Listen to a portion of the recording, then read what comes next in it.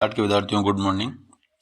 आपका RACRT उदयपुर के द्वारा एक मॉडल पेपर आया है जिसे हम ब्लूप्रिंट का नाम भी दे सकते हैं।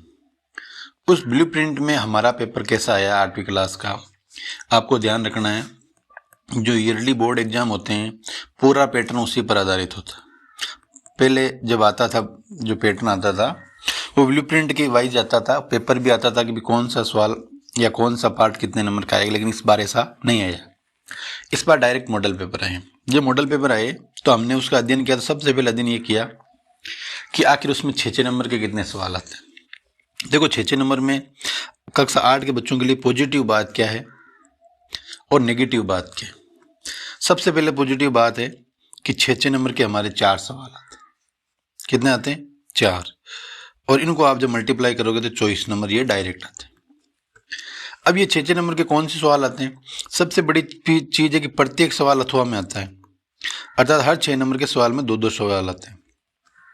तो आप थोड़ा सा भी व्यवहारिक अध्ययन करते हो तो आपको 24 नंबर कोई नहीं रोक सकता। अब देखो इनके टॉपिक, एक टॉपिक ग्राफ का आता है जिसमें 2 सवाल आते हैं, दो में से एक करना पड़ता है। उसके बाद में एक रचना का आता है, 2 सवाल आते हैं, 2 में से एक करना पड़ता है। उसके बाद में अगला गुणनखंड का आता है, गुणनखंड हमारे 4 आते हैं और 4 में से हमें 2 करने होते हैं। और उसके बाद में जो अगला सवाल आता है वो क्षेत्रफलन से आता है। एक फील्ड बुक आता है, एक बेलन या तो उनका आता है या चतुर्भुज, समचतुर्भुज, आयत, त्रिभुज उनका आता है। तो हमें इनका थोड़ा सा व्यवहारिक अध्ययन करेंगे तो हमें कोई नहीं रोक सकता। आज हम जो गुणनखंड है इसका आगे हम विस्तृत अध्ययन करेंगे। उससे पहले मैं बता देता हूँ उस मॉडल पेपर में 6 नंबर के सवाल आपके कौन से हैं। अब देखो ये राजस्थान राज्य शैक्षिक अनुसंधान एवं प्रशिक्षण परिषद उदयपुर है, यही पेपर बनाती है अपने और यही मॉडल पेपर बनाती है। ये देखो ये 2023 का है, नमूना प्रश्न पत्र और विषय गणित। आपको इसको जितना अध्ययन करना, मैं तो कहता हूं अगर आपके कोई भी मिलने वाले सर हैं उनसे कह के आप इसकी फोटोकॉपी करवा के अपने पास रखो। जब भी बैठो इन सवालों के आधार पर आप उसको पढ़ने का प्रयास करो। अगर फोटोकॉपी या PDF नहीं है तो आप मुझसे मैसेज कर सकते हो, मैं PDF आपको भेज दूंगा। ये बहुत इंपॉर्टेंट है, आपने इसको पढ़ लिया कोई दिक्कत नहीं आएगी। अब देखो ये ग्राफ होता है आप जानते हो, और ये देखो 1 और ये 2 ग्राफ आए और दोनों ग्राफ में से आपको एक सवाल करना है। ये 1 है, ये एक और है, ये 2 है, दोनों में से आपको एक करना है। कोई दिक्कत नहीं है, एकदम इनकी सीधी लाइन बनेगी। ये देखो कोई नया स्पेशल कठिन ग्राफ नहीं है, आपके सर ने पढ़ाया होगा और बहुत जल्दी मैं ग्राफ की प्रश्नावली का टॉपिक आपको करूँगा। अब ग्राफ बनाने के बाद में ये सवाल पूछ रहा है क्या ग्राफ मूल बिंदु से गुजरता है और 25 रुपये की वार्षिक ब्याज कितना। जैसे ये ब्याज है, ये ब्याज है, ये वार्षिक रेट है। देखो ये सवाल ये किया है, ये हिंदी इंग्लिश में आए हुए हैं, ठीक है ना। तो इस प्रकार ये सवाल ग्राफ बहुत ईजी आया। ईजी आता तब कोई दिक्कत नहीं आती क्योंकि सेम ही क्वेश्चन है, ठीक है। अगला सवाल आप देखो, ये ग्राफ है। अब जब भी ग्राफ करते हो आपको पता है कि बढ़िया स्केल लेकर हमें एक इस प्रकार यहाँ लाइन खींचनी है, इसी प्रकार एक इधर स्केल की सहायता से लाइन खींचनी है। ये x अक्ष होता है, ये y अक्ष होता है, ये मूल बिंदु होता है। आपको चेक करना है कि उसका बिंदु यहाँ कोई आता है कि नहीं आता है। और उसके बाद में यहाँ आप छोटे छोटे पॉइंट लगाकर आप बिंदु लिख दोगे, इसी प्रकार यहाँ लिख दोगे। और जब हम ग्राफ का अध्ययन करेंगे तो मैं आपको इसका कंप्लीट पैकेज बताने का प्रयास करूंगा। अगला सवाल फिर देखो, 1 और 1 ये 2 है, दोनों रचनाएं। ये इतनी इंपॉर्टेंट रचना है, ये विकर्णों के माध्यम से होती है। किसके माध्यम से होती है? एक लाइन होती, एक विकर्ण खींचते हैं, फिर उसको ऊपर नीचे ऐसे समद्विभाजित करते हैं और समद्विभाजित करने के बाद में इनको नाप कर ऐसे मिला देते हैं। ये मोस्ट है और कई बार ये एग्जाम में आती है और इस बार भी एग्जाम आने के चांस है। तो आपको रचना की जो प्रश्नावली है उसको अच्छे से पढ़ना है। रचना लिखना इंपॉर्टेंट नहीं है, उससे ज़्यादा रचना के चित्र बनाना इंपॉर्टेंट है। आगे देखो ये गुणनखंड, ये मैं आपको पढ़ाऊंगा। ये गुणनखंड आपके आएंगे और ये गुणनखंड देखो 1, 2, 3 और 4 दे रखे हैं। 4 में से आपको 2 करनी, ये खुद कह रहा है कि नहीं 2 को। 1 3 नंबर का तो 2 कितने हो गए? 6 नंबर। ये फ्री के 6 नंबर है, थोड़ा सा आप दिमाग लगा लोगे, मात्र 3 फॉर्मूले अभी हम अध्ययन करेंगे। और आखिरी और लास्ट का सवाल है, ये एक तो समचतुर्भुज का क्षेत्रफल और ये बेलन का क्षेत्रफल। इनमें से 3 नंबर के ये सवाल आते हैं और इसके साथ में अथवा में जो आएगा वो आएगा फील्ड बुक। मैं तो कहता हूं कि आप फील्ड बुक की तैयारी करो, 2 बार 3 बार जब क्वेश्चन करोगे तो अपने आप ही समझ में आ जाएगा। और इसकी जो हाइट होती है ये देखो इस आकृति की ये ऊंचाई, ये जब आकृति आएगी तो ये लाइन इसका बीत यहाँ तक, दीवार के यहाँ तक है। तो आप इस प्रकार इनकी, या अब देखो हम जो पढ़ते हैं वो ध्यान से आपको देखना है। हम पढ़ेंगे गुणनखंड। क्या पढ़ेंगे? गुणनखंड। अब जब गुणनखंड करते हैं तो ये 14.1 इतनी इंपॉर्टेंट नहीं, इंपॉर्टेंट है 14.2 और 14.3, और उन्हीं में से आपके सवाल आएंगे। लेकिन हमें ये चीजें पता होनी चाहिए, जैसे 12x है और 30 है, इनके हमें करना है सारे गुणनखंड, जितने गुणनखंड होते हैं। तो आपको क्या करना है? पेड़ बनाना है। देखो x का तो x होगा, इसमें तो कोई उपाय नहीं, लेकिन बच्चे 6, इस 12 का हम कर सकते हैं 6 और 2, ठीक है। अब हम 6 के कैसे कर सकते हैं? 3 और 2। तो आप चाहो तो 3 गुणा 2 गुणा 2 गुणा x, इसको 12 को ऐसे लिख सकते हो। 36 को आप तोड़ो, 18 और 2, फिर 18 को करो 9 और 2, फिर 9 को तोड़ो 3 गुणा 3, तो ये लाइन चला दो, 3 गुणा 3 गुणा 2 गुणा 2। अर्थात जो 36 होता है, सबसे पहले उसको 18 दूना 36 में तोड़ना है। 2 का कोई टुकड़ा नहीं होता तो इसको ऐसे लाइन में रख दो। फिर 18 के टुकड़े करने, तो हमें पता है ये 9 को 2 से गुणा करोगे तो 18 आएगा, 2 को ऐसे कैसे रख दो। फिर बचा 9, 9 के टुकड़े करने 3 गुणा 3, और इन सबको एक साथ लिखना। ये सारे गुणनखंड है। अब कई बार सवाल आता है, कॉमन भी हमें लेना पड़ता है, इनमें ढूंढना कॉमन मल्टीपल। 1 इधर आ गया, ये 3 इधर आ गया, 12 आ गया। अगर इन दोनों के बीच में आता माइनस, तो ये 2 इधर है, ये 2 इधर है, उसके बाद में ये 2 भी इधर है, ये 2 भी इधर है, ये ले लिया 2। अब इधर है क्या? पीछे x, अगर माइनस होता बीच में तो ये क्या आ जाता? 3, और इनको आप जब गुणा करोगे तो क्या आएगा? x minus 3। बोलो बात समझ में आएगी नहीं? ये पहले सवाल के, हालांकि कॉमन मल्टीपल नहीं निकाल रहे हम निकाल रहे हैं सार्वगुणन। लेकिन इन चीज़ों का हमें नॉलेज होना चाहिए, तभी कोई सवाल को करने का वास्तविक तरीका है। अगला सवाल, 2y और 22xy के हमें गुणनखंड लिखने, ये लिख दिया 22xy। अब हमें पता y का y होगा और 2 का 2 होगा, इसमें कुछ गुणनखंड नहीं होंगे। अब 22 और xy, अब आप 22 को एक तो 11 और 2 में लिख दो, और 11 के होते नहीं है, एक सर ये y। अगर इनके बीच में माइनस या प्लस होता तो देखो 2 इधर भी है, इधर भी है, y इधर भी है और इधर भी है, इन दोनों को बाहर ले लो, तो पीछे रह गया 1 और पीछे आगे रह गया 11x। इस प्रकार हमें इनके उत्तर ढूंढने हैं गुणनखंड करके, और इसको हमें व्यवहारिक रूप से बढ़िया समझना है। समझेंगे तभी कोई क्वेश्चन सही तरीके से हमसे होगा। अब देखो अगला सवाल, ये सवाल आपको करना है, इनके गुणनखंड करने हैं। जैसे 7x माइनस 42। अब हमें क्या करना है? सबसे पहले तो 7 की टेबल का यूज करना है, ठीक है। अगर 7 की टेबल में ये नंबर नहीं आए तो हमें ऐसी टेबल का यूज करना जिसमें 7 आए। तो देखो सबसे पहले 7 का यूज किया, पीछे x बच गया, और ये जाएगा 6 बार। कितनी बार जाएगा? ये इसका आंसर है। अगला सवाल ये देखो, बहुत अच्छा सवाल है ये, माइनस के 16z प्लस 20z3। पहले तो आप देखो चर कोई कॉमन आ रहा है, इधर z है इधर z3 है, तो आप z को बाहर ले लो। अब देखो आप 16 का पावड़ा बोलो 20 आता है क्या? नहीं आता। तो आप ऐसी टेबल बोलो, तो 8 का टेबल बोला आपने, 8 में 16 आता है क्या? 20 आता है? नहीं आता, तो इसका यूज नहीं करोगे। फिर बोलोगे आप 4 का, 16 आता है और 20 दोनों आता है, तो ये आप बाहर ले लोगे, तो पीछे बच गया 4, फिर बच गया प्लस, और ये हो गया 5, और z एक बार ले लिया, पीछे बच गया 2। ये आंसर है। मैं तो कहता हूँ ये तो इतनी ईजी है, इनमें तो सिर्फ कॉमन मल्टीपल का मामला रहता है, और सही तरीके से हमें कॉमन निकालना आना चाहिए। और आप सवाल दे सकते हो, देखो और सवाल अपन देखते हैं। ये देखो, ये देख लिया, ये देख लिया, अब ये देख लो आखिरी, ax² y plus bxy² plus cxyz। अब आप इसमें ढूंढो क्या क्या चीजें समान है। देखो इसमें a है, इसमें a क्या? नहीं है, कहीं नहीं, तो a को छोड़ दो। इसमें x है, इसमें x है, इसमें x, एक तो x बाहर आ जाएगा। इसमें y है, इसमें y है, और इसमें y है, तो y बाहर ले लो।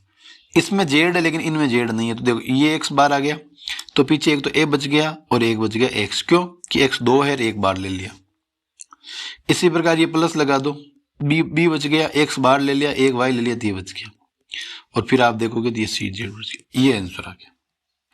मुझे बताओ क्या दिमाग लगाना पड़ता है? कुछ भी दिमाग नहीं लगाना पड़ता है, बस समीकरण को देखने के बाद में ये पता करना है कौन सी संख्या समान है, कौन सी संख्या बार बार आ रही है, और कौन सी संख्या कॉमन है। अगर ये चीज़ें कॉमन वाली समझ में आ जाएगी तो कभी भी कोई सवाल में दिक्कत नहीं आएगी। आप कोई सा भी देख सकते हो, ये देख लो -4a² + 4ab - 4ca, सब में 4 है तो ये लो 4, इधर a है, इधर a है, इधर a है कि नहीं, तो आप इधर क्या कॉमन लोगे, एक तो 4 ले लिया और एक a ले लिया। अब कई बार हम चिन्ह भी बाहर ले सकते, एक छोटा सा तरीका करते, जैसे माइनस बाहर ले लिया तो यहाँ माइनस बाहर ले लिया तो पीछे बच गया a। अब यहाँ देखो क्या है, प्लस है, और आपको पता माइनस को माइनस से गुणा करते हैं तो क्या होता है प्लस, माइनस एक बाहर ले लिया पीछे कितना बचा माइनस, ये 4 भी बाहर ले लिया, a भी बाहर ले लिया, पीछे क्या बच गया b, और ये माइनस बाहर ले लिया तो मुझे बताओ पीछे क्या बच गया प्लस, और a भी 4 भी बाहर ले लिया, a भी बाहर ले लिया तो पीछे क्या बच गया c। ये आंसर आ गया। और ब्रैकेट का थोड़ा सा ध्यान रखना है आपको, बहुत इजी सवाल है, आप बस करने का थोड़ा सा प्रयास होना चाहिए, प्रयास करोगे तो ये समझ में आ जाएगी, ये छोटी छोटी चीज़ें समझ में आएगी तभी हमें आगे 14.2 समझ में आएगी। मैं कहता हूँ कि सबसे इंपॉर्टेंट वही है, 6 नंबर का सवाल उसी में से आएगा। अब ये देख लो, आप कॉमन चीज़ें इनमें ढूंढना है और कुछ नहीं करना है। देखो x² + xy + 8x + 8y। अब देखो इनमें तो हम कॉमन ले लेंगे और इनमें भी कॉमन ले लेंगे, इन दोनों में, इसमें भी x और इसमें भी क्या है, दो दो के जोड़े बनाओ, क्योंकि x चारों में तो है नहीं, तो ये x बार ले लिया तो x + y। इनमें क्या कॉमन आ रहा है 8, तो पीछे क्या रह गया x + y। x + y देखो इसमें भी है और इसमें भी है, ये ले लिया तो पीछे बच गया x + 8। बोलो बात समझ में आएगी नहीं? तो इसको आपको अध्ययन करना है और जितना प्रयास होता करना है, लेकिन जो इम्पोर्टेंट है वो अब मैं पढ़ा रहा हूँ और उसको जितना आप ध्यान दे सकते हो दो। और उसको पढ़ने से पहले ये 3 फॉर्मूले होते हैं, तीनों फॉर्मूले आपको याद करने हैं। पहला फॉर्मूला है a + b का होल स्क्वायर, इसको हम लिखते हैं a² + b² + 2ab या a² + 2ab + b²। a - b का होल स्क्वायर है a² - 2ab + b², और ये भी इंपॉर्टेंट है a² - b² को हम लिखते हैं a + b - b। ये तीनों फॉर्मूला इंपॉर्टेंट है। आप चाहो तो ऐसे भी लिख सकते हो, आप चाहो तो जैसे किताब लिखी हुई है वैसे भी लिख सकते हो, सवाल में कोई ज़्यादा अंतर नहीं होता है। ये 2 फॉर्मूले दोनों अलग है, ये तो तब आता है जब इनके बीच में प्लस आता है, ये तब आता है जब इनके बीच में क्या आता है माइनस, या माइनस तो या माइनस, या प्लस तो पूरे में प्लस। और आगे वाला सवाल है a² - b², तो हम इसको लिखते हैं a - b और a + b। अब देखो ये दोनों फॉर्मूले याद करने के बाद में सबसे इंपॉर्टेंट चीज यही है, अगर ये आपको आएगी तो ही 14.3 आएगी, अगर ये नहीं आई तो आप 14.3 की कल्पना भी मत करना कि आपको आएगी। क्यों कि वो इसी से जुड़ी हुई है, और इसी का थोड़ा सा नया वर्जन है कि वहाँ डिवाइड करवाते हैं और यहाँ डिवाइड नहीं करवाते। देखो सबसे पहला सवाल है, ये मैं लिख रहा हूँ, ध्यान से देखना इसको धीरे धीरे। जब इस प्रकार का सवाल हमारे पास आता है तो आपको 2 चीज़ें ध्यान रखनी। 2 चीज़ें कौन सी ध्यान रखनी है? सबसे पहले चीज़ ध्यान रखनी कि जो द्विघात का समीकरण है a², ये अकेला रहना चाहिए, ठीक है, जैसे ये। लेकिन कई बार क्या होता है, ये अकेला नहीं रहता है, ऐसा आ जाता है। हालांकि इस प्रकार अकेला नहीं रहता तो कोई ना कोई फॉर्मूला बन जाता है, लेकिन हमें फॉर्मूला नहीं बनाना है। फिर आपको क्या कार्य करना है, जब ये अकेला होता है तो हम मानते हैं कि ये 1 है, और a को 16 से मल्टीप्लाई करते हैं तो कितना आता है 60। लेकिन जब ये अकेला नहीं रहता, कोई ना कोई साथ रहता, तो आपको इसको लास्ट वाला अक्षर 25 को 9 से मल्टीप्लाई करना है और हमारे आएगा 225। इसको आधार मान कर फिर सवाल को करना है। ये 2 चीज़ आपको ध्यान रखनी है और कोई चीज़ ध्यान नहीं रखनी है। ध्यान क्या रखना है, सबसे पहले देखना कि ये जो पहला a² है वो अकेला है कि नहीं है, या m² है तो वो अकेला है कि नहीं है। अगर इनके कोई साथ है तो उस साथ को लास्ट वाले अक्षर से हमें मल्टीप्लाई करना है और उसी को आधार मानकर हमें सवाल करना है। अब देखो जैसे कैसे करते हैं सवाल, उसके बारे में हम चर्चा करते हैं। जैसे ये सवाल है, अब हमें क्या करना है, जो बीच का नंबर से 8, उसको इस प्रकार डिवाइड करना है कि या तो प्लस करो या माइनस करो, 8 आना चाहिए। और मल्टीप्लाई जब आप करते हो तो कितना आना चाहिए 60। तो बताओ क्या आएगा, आप दिमाग लगाओ। देखो अब बताता हूं मैं, 8 जोड़ने पर 8 ये आता है, जोड़ने पर 8 ये आता है, जोड़ने पर 8 ये आता है, जोड़ने पर 8 ये आता है, घटाने पर 8 ये आता है, घटाने पर 8 ये आता है, घटाने पर 8 ये आता है। ठीक है, अब हमें क्या चाहिए, यहाँ प्लस चाहिए, तो यहाँ प्लस चाहिए, तो इनसे तो सबसे माइनस आएगा क्योंकि इनके साथ गुणा करने में माइनस है, तो प्लस आ सकता है सिर्फ इनसे। हाँ, आप कह सकते हो सर 4 को -4 से गुणा करते हैं तो गुणा करोगे तो प्लस आ जाए, लेकिन जोड़ोगे तो माइनस आ जाएगा, हमें जोड़ेंगे तब भी क्या चाहिए, प्लस। तो ये फॉलो करता है। तो 6 को 2 से जोड़ा 8 आ गया, गुणा किया तो कितना है 12, 5 को 3 से ऐड किया 8 आ गया, गुणा किया 15, और 4 को 4 से ऐड किया 8 और गुणा किया तो कितना आया 16। बोलो ये चाहिए कि नहीं चाहिए, यही चाहिए। तो आप इसको ऐसे लिखोगे a² + 4a + 4a + 16। ये लिखने के बाद में आप क्या करोगे, जब 4 हो गए तो 2 के जोड़े पकड़ लोगे ऐसे, और इनमें कॉमन आता है a, तो ये आ गया a + 4, और इनमें कॉमन आ गया a, तो ये और 4 कॉमन आ जाएगा, a नहीं आएगा। ठीक है, 4 ही कॉमन आएगा, और इनमें कॉमन आ गया 4, तो पीछे बच गया a + 4। हमेशा ध्यान रखना जब गुणनखंड आप इस प्रकार करोगे ये दोनों बराबर आएंगे, a + 4 और a + 4, ये आप बाहर ले लोगे तो ये हो गया a + 4। हालांकि डायरेक्ट फॉर्मूला भी बनता है, लेकिन हमें इसको विधि सम्मत इस प्रकार करना है। जब ये 2 बार है तो हम इसको इस प्रकार भी लिख सकते हैं, और आपको इस चीज़ को ध्यान में रखते हुए क्वेश्चन को सरल करना है। बहुत अच्छा सवाल है और इम्पोर्टेंट सवाल है। ठीक है, अब देखो हम अगला सवाल करते हैं, और अगला सवाल क्या कहता है वो हमें ध्यान रखना है। क्या कहता है, जैसे देखो आप ये देखो, पहले देखो p² - 10p + 25, इसको सवाल को हमें करना है। जब इस सवाल को हमें करना है तो सबसे पहली चीज तो हमें ये ध्यान रखनी है कि जोड़ो चाहे घटाओ माइनस में 10 सही, और इसके तो गुणा में कुछ है नहीं, तो आप गुणा करो तब क्या आना चाहिए 25। तो जब जोड़ो और घटाओ तो -10 आना चाहिए, और मल्टीप्लाई करो तो 25 आना चाहिए। अब सबसे पहले तो आप देखो 10 कैसे आता है माइनस का, तो आप ऐसे भी लिख सकते हो -12 + 2, लेकिन ध्यान रखना ये आपके घटाने पर तो माइनस आ जाएगा 10, लेकिन गुणा करने पर भी ये माइनस आएगा 24। हमें ये गुणा वाले नंबर प्लस में चाहिए, तो हमें क्या करना है, गुणा, भाई माइनस का चिन्ह तब आ सकता है जब दोनों माइनस में हो, समान चिन्ह आना चाहिए तभी गुणा करो। गुणा में हमेशा प्लस तभी आता है जब दोनों समान चिन्ह गुणा होते हैं, ये हमें ध्यान रखना है। और जब माइनस आता है तो मान के चलो दोनों अलग अलग चिन्ह आएंगे गुणा में, ये चीज हमें पकड़नी। तो ये प्लस है, इसका मतलब समान चिन्ह आएगा। तो देखो हमें क्या करना है, -8 और -2, -6 और -4, -5 और -5, ये 3 अपन ने ऐसे जोड़े अंदाज से। मुझे बताओ 8 को और 2 को आप जब जोड़ोगे तो कितना आएगा -10, 6 और 4 को जब जोड़ोगे तो कितना आएगा -10, और 5 और 5 को जोड़ोगे तो कितना आएगा -।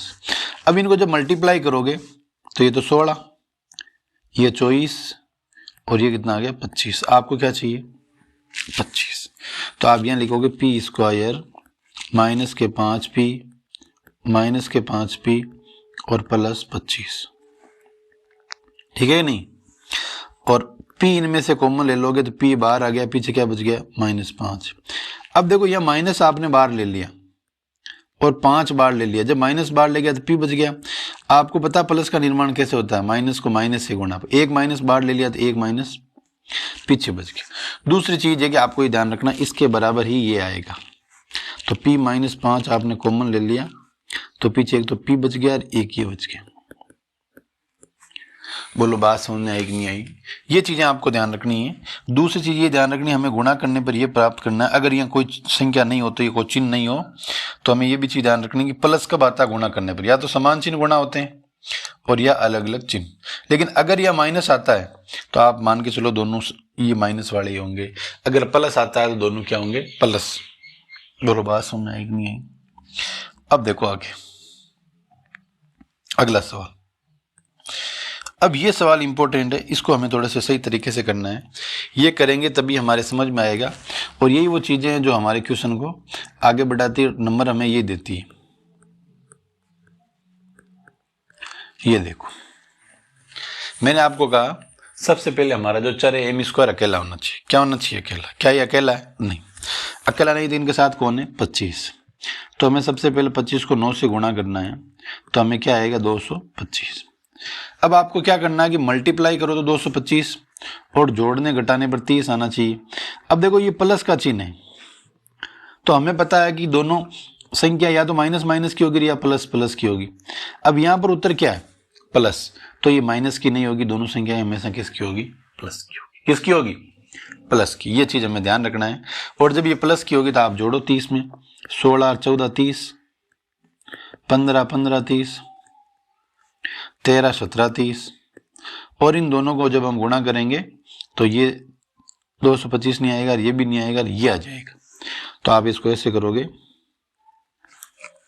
25m square plus 15m plus 15m plus 9। इन दोनों में क्या संख्या समान आती है? 5 और m। तो ये आ गया 5m प्लस 1। इन दोनों में आ गया 3 का पावर आ जाता है 5m प्लस, ये भी 3 आ गया, ये भी 3 आ गया, और 5m प्लस 3 कॉमन आ जाएगा।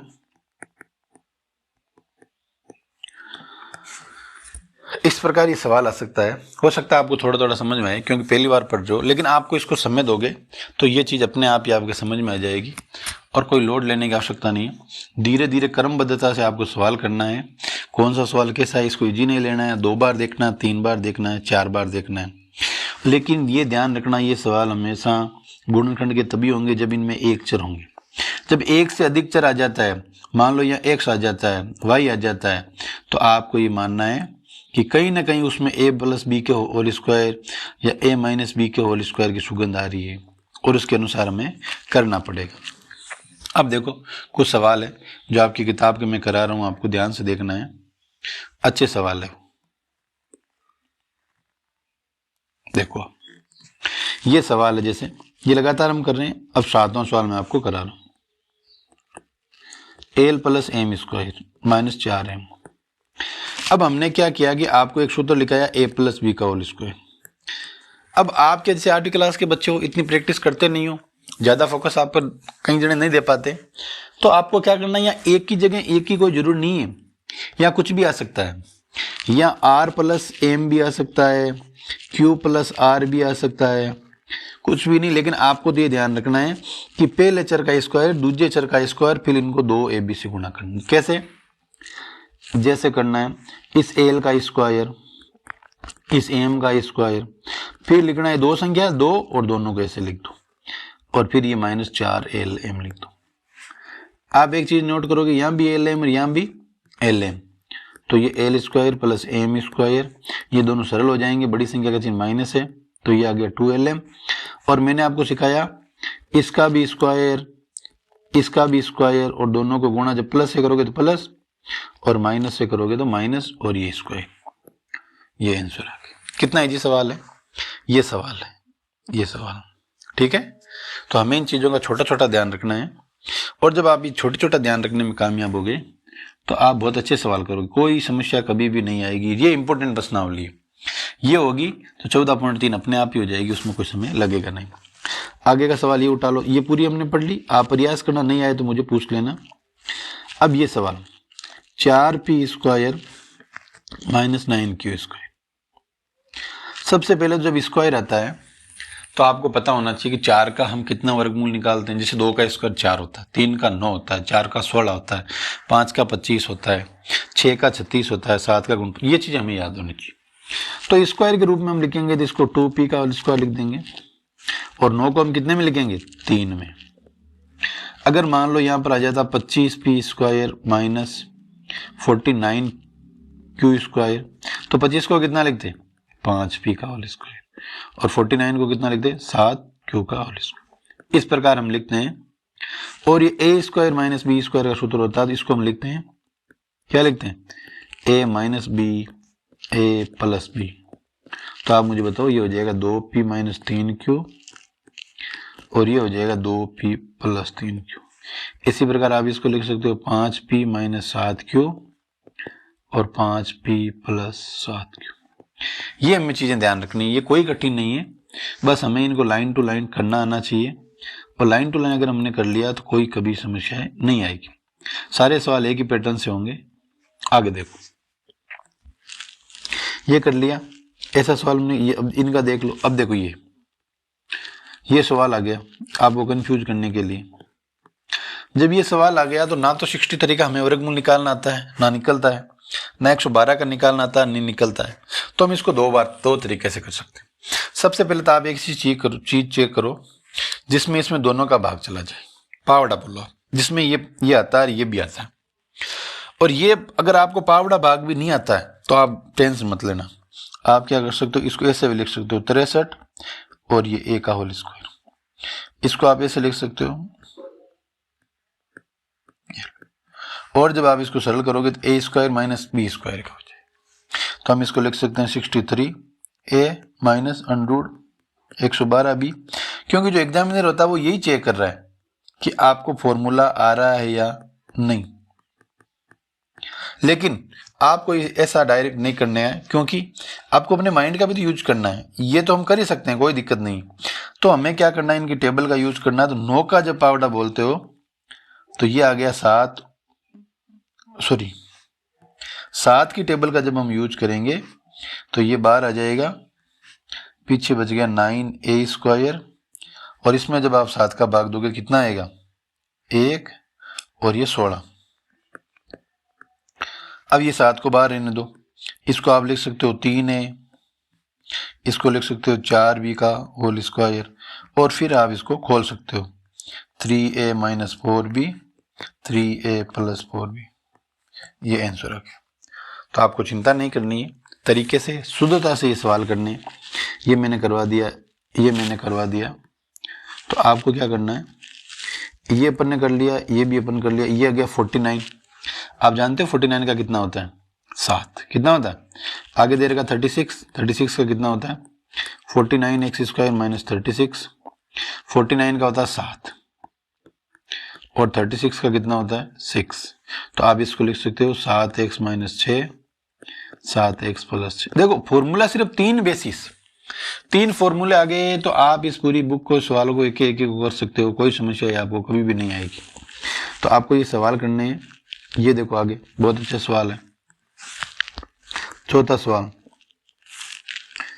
A4 माइनस B4 है कि नहीं है।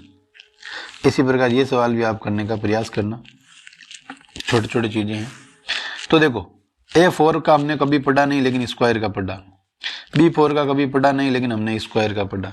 तो आप इसको कैसे कह सकते हो, A square minus B square और A square plus B square. ये हमने पढ़ा नहीं, इसका हमने पढ़ा A माइनस B और A प्लस B, और ये पीछे आ गया है। ये सवाल हैं, इन चीज़ों को हमें सरलता से करना है, और बड़े एक सवाल को आप करोगे तो कोई समस्या नहीं आएगी। इसी प्रकार ये आ गया P स्क्वायर 81 का, क्या आ गया P की घात 4 माइनस 81। क्या कभी 4 का फॉर्मूला पढ़ा आपने, नहीं, लेकिन आप ऐसे लिख सकते हो P स्क्वायर का स्क्वायर बराबर 4 और 81 को हम लिख सकते हैं 9 का स्क्वायर। फिर वो A square minus B square, ये हमने पढ़ा नहीं, और ये हमने पढ़ा P माइनस 9 को आप लिख सकते हो 3 का स्क्वायर, तो आप लिखोगे P माइनस 3 P प्लस 3 और यहाँ लिख दोगे P स्क्वायर प्लस 9। बोलो बात समझ में आई कि नहीं आई। ये इस प्रकार हमें सवाल करने हैं, आपको थोड़ा थोड़ा अभ्यास करना है। अगर कोई सवाल आपको लगता है जैसे ये गुणनखंड का आ गया, टुकड़े करने, इनके भी टुकड़े करने, जब हम और इम्पोर्टेंट की एक सीरीज अच्छी लेंगे पूरे प्री बोर्ड के टाइप में, तब हम इसको और कर लेंगे, क्योंकि वीडियो लगातार बड़ा बन रहा है। 8वीं क्लास के आप छोटे बच्चे हो।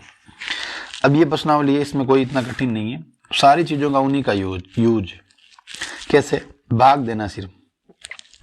देखो इम्पोर्टेंट तो ये 5 सवाल ज़्यादा हैं, लेकिन सवाल में सारे करा देता हूँ। देखो 28 x की घात 4 बटा 56x, ठीक है।